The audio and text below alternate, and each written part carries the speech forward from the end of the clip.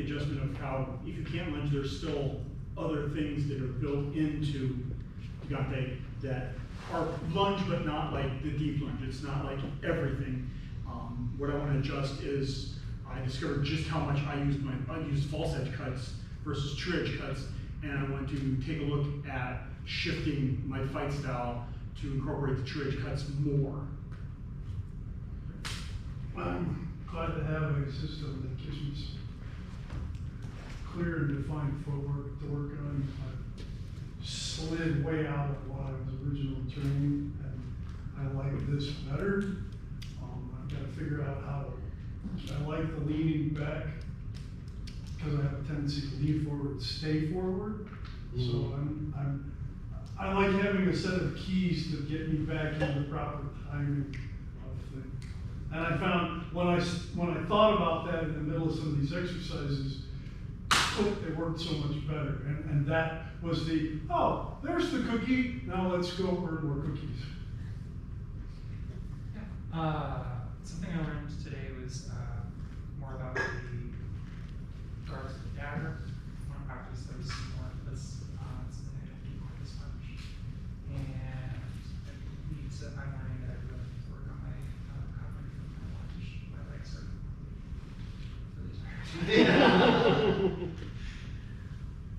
What's sticking with me right now is more one of the things that it wasn't even part of the lesson, it was just a little demonstration you did. Basically, you took several little mini steps when you were showing how you actually fight. You're just doing a little mini step. You're like, well, I'm doing this, that's my lunge. And then if I need a giant lunge. So that to me is sticking with me now more than anything. Just, you don't have to do that huge lunge. It's just, that's a lunge, that's a lunge. It's just saving it until you can get where you want it. I think I've got a better sense now of what finding the blade really entails. How it's forcing a commitment from your opponent as opposed to just sort of plotting areas like that. And yeah, bending in place for the lunge. That's going to be something a lot. I would say the way you described gaining the blade really made me understand better what that really means and how the lean is really important to gain that based on your leverage points. How to use the true edge more adequately and appropriately so that you're using that as well for that strength was pretty new to me. The most impactful thing for me today was in not only how you taught, but how you were showing certain things, just to any random student who were trying to demonstrate some things, is that the nature of the style is safe. It's always single timing. It's not waiting for I thrust, you parried, and then I counter thrust, and then you parried, and then you thrust, and I parried, right? It's constantly controlling the fight through the disregard of it if you've won yet, but it's controlling your weapons, using your weapons to control your opponent and how to rotate and use those different angles and triangles and all that stuff so that you're always controlling the fight. Don't know how to do that very well yet. The two that stood out for me more was, one, I really just want to find Gigante, my stance is wider than needed. That really affected how I was approaching lunges. Finding I was able to get in and out of them better than being like about a foot wider than or more narrow. That and specific mechanics of finding the blade, I find I was jumping a little bit further down your sword in the initial engagements. And so starting earlier on and waiting to see what they do, or just let them flow through that segment, at least stopping mentally to go, I found them now what really is something we're gonna focus on this summer. I think working on the gain out the angle when I gain and lean or lean in instead of straight, it has to go more the angle. And then when I go, I've got complete control. And it has to be in the last third of the blade. And I want to make sure I got the angle on. So I got the leverage. The disengage as a corkscrew rather than just that makes sense to me. A lot of what y'all have said, but also the initial find, what that oblique step can be to create that angle. Because I found that I was going way too far out or not using it at all, right? So dialing it into it's a small step to create that angle with the use of the wrist was awesome. I think one of the things that we started on that I want to develop more is whether I'm forcing them to voltaire, that's a philosopher. Or disengage. Whether they disengage or push, and like how that works as measures changing, and like how I force them to make those changes. I kind of want to dial in on that one. Myself. Well, vital things to take away. So I was often like, yeah, I don't know. That's also nice. One of the things I've seen with this a lot is like a recency bias. Will only comment on like the last set of drills. So it's nice to hear people like, I don't know, the fundamentals throughout the thing. We have a few minutes, and then we're gonna help remember clean these floors. Okay. So I'm just telling them what I have to do, right? So what questions can I answer? Well, we just talked a lot about how everybody's finding the plate, and Yeah. there's a lot of garbage SCA fencers out there that just don't put their sword out underneath the full blade. Sure. And finding the blade on that is something that I'd like to talk about. I've got some ideas, but I want to. Show us what you mean. Yeah, so, anyway.